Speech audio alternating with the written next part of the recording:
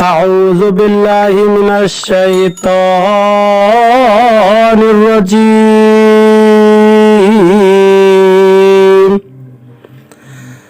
بسم الله الرحمن الرحيم.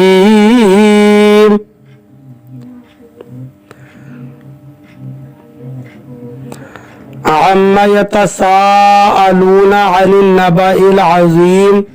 الذي هم فيه مختلفون. ترجمہ کنزُ ایمان اللہ کے نام سے شروع جو نہایت مہربان رحم والا.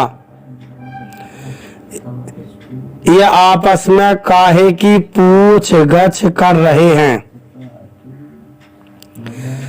بڑی خبر کی جس میں وہ کئی راہ ہیں. ترجمہ کنزُ العرفان لوگ آپس میں کس چیز کے بارے میں سوال کر رہے ہیں بڑی خبر کے متعلق جس میں انہیں اختلاف ہے. عما یتساءلون لوگ آپس میں کس چیز کے بارے میں سوال کر رہے ہیں، یعنی وہ کیا عظیم الشان بات ہے جس میں کفار قریش ایک دوسرے سے پوچھ گچھ کر رہے ہیں. اس کا پس منظر یہ ہے کہ جب نبی اکرم صلی اللہ علیہ وسلم نے کفار مکہ کو توحید کی دعوت دی اور مرنے کے بعد زندہ کیے جانے کی خبر دی اور قرآن کریم کی تلاوت فرما کر انہیں سنایا تو انہوں نے ایک دوسرے سے گفتگو کرنا شروع کر دی اور ایک دوسرے سے پوچھنے لگے کہ محمد صلی اللہ علیہ وسلم کیسا دین لائے ہیں. ان کی اس باہمی گفتگو کو یہاں بیان کیا گیا ہے اور یاد رہے کہ اس آیت میں حقیقتاً سوال نہیں کیا گیا کیونکہ اللہ تعالیٰ پر کوئی چیز بھی پوشیدہ نہیں، بلکہ اس بات کے عظیم الشان ہونے کی وجہ سے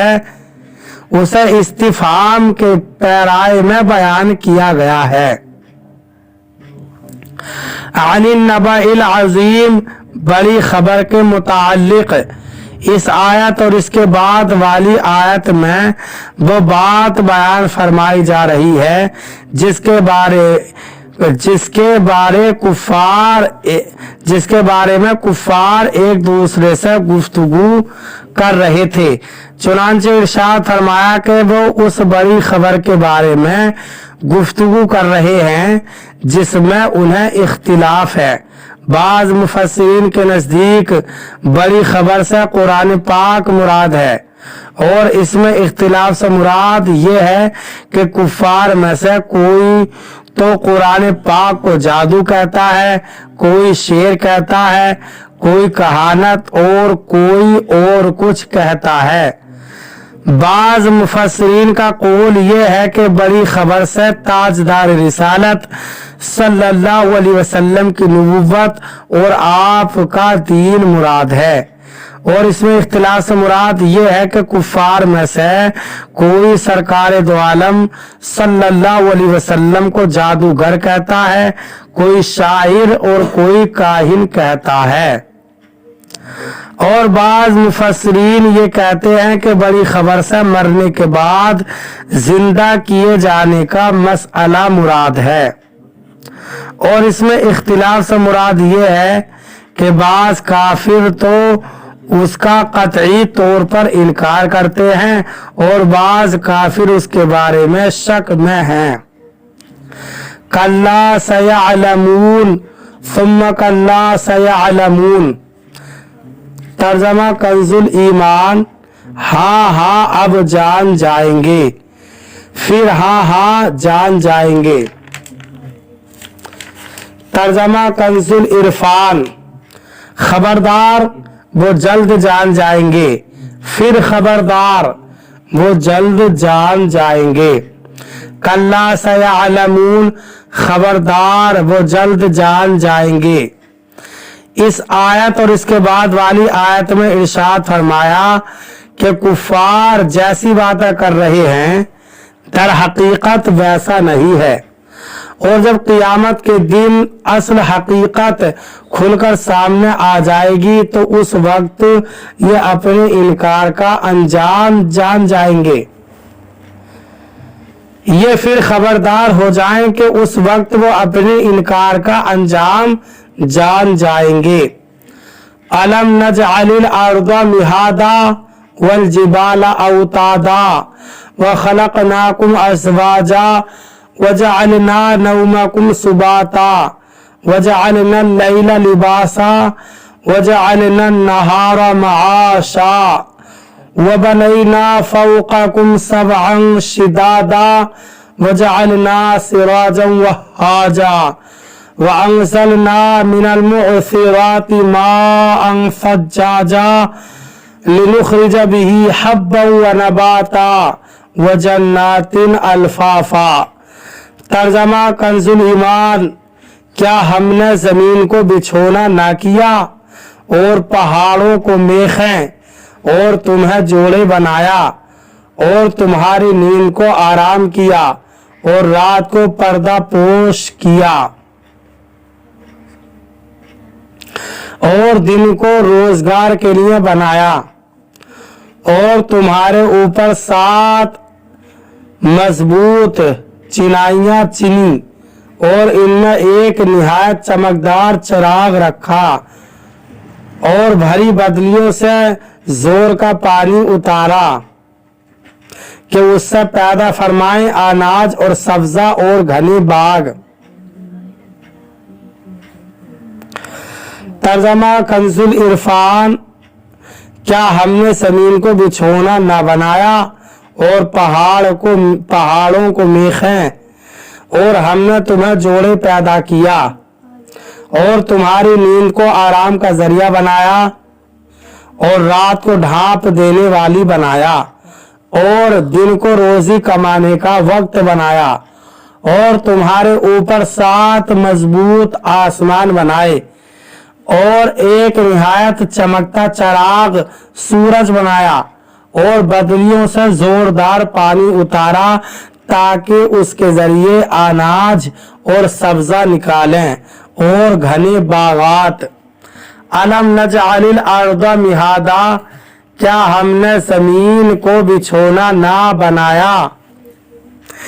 इस आयत से अल्लाह ताला ने अपनी कुदरत के अजाइबात में से चंद चीजें जिक्र फरमाई ताकि कुफार कुरैश उनकी दलालत से अल्लाह ताला की तौहीद को जाने और ये समझें कि अल्लाह ताला आलम को पैदा करने और उसके बाद उसको फना करने और फना करने के बाद फिर हिसाब और जजा के लिए पैदा करने पर कादिर है। चुनांचे इस आयत और इसके बाद वाली 10 आयात का खुलासा ये है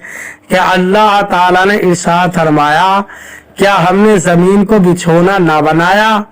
ताकि तुम उस पर रहो और वो तुम्हारे ठहरने की जगह हो, और क्या हमने पहाड़ों को मेखें ना बनाया ताकि उनसे जमीन साबित और कायम रहे, और क्या हमने तुम्हें मर्द और औरत के जोड़े ना बनाया ताकि तुम एक दूसरे से सुकून हासिल करो और मुआशी और मुआशरती उमूर का इंतजाम करो, और क्या हमने तुम्हारी नींद को तुम्हारे जिस्मों के लिए आराम का जरिया न बनाया ताकि उससे तुम्हारी कोफत और थकन दूर हो और तुम्हें राहत और आराम हासिल हो, और क्या हमने रात को ढांप देने वाली न बनाया जो कि अपनी तारीकी से हर चीज को छुपा देती है ताकि तुम्हारे मामलात पोशीदा रहें, और क्या हमने दिन को रोजगार कमाने का वक्त न बनाया ताकि तुम उसमें अल्लाह ताला का फजल और अपनी रोजी तलाश करो, और क्या हमने तुम्हारे ऊपर 7 ऐसे मजबूत आसमान न बनाए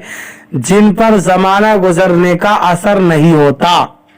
और पुरानापन और बोसीदगी उन तक राह नहीं पाती, और क्या हमने उन आसमानों में एक निहायत चमकता चिराग सूरज न बनाया जिसमें रोशनी भी है और गर्मी भी, اور کیا ہم نے بدلیوں سے زوردار پانی نہ اتارا تاکہ اس کے ذریعے زمین سے انسانوں کے کھانے کے لیے اناج، جانوروں کے کھانے کے لیے سبزہ اور گھنے باغات نکالیں؟ تو غور کرو کہ جس نے اتنی چیزیں پیدا کر دی وہ انسان کو مرنے کے بعد دوبارہ زندہ کر دے تو اس میں تعجب کی کیا بات ہے؟ نیز ان چیزوں کو پیدا کرنا حکیم یعنی حکمت والے کا فعل ہے، اور حکمت والے کا فعل ہرگز عبث اور بیکار نہیں ہوتا،